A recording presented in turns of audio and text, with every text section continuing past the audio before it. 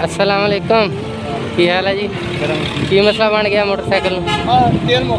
तेल मुक गया तेल है अपने को कोई नहीं नहीं भाई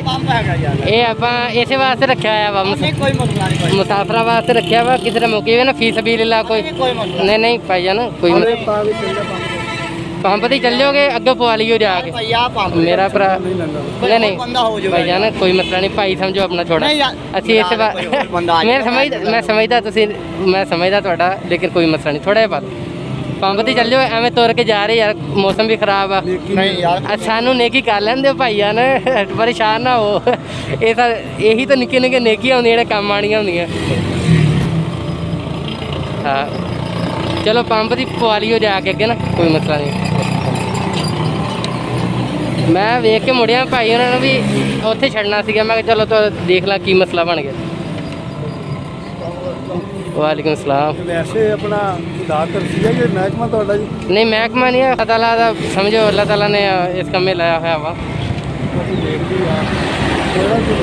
हाँ जी अपना राइट साइड पे आ गए हाँ जी और मैं देख लिया ना मैं यार तुरे आ रहे डर जाते डर जाते असल मसला वा ना कि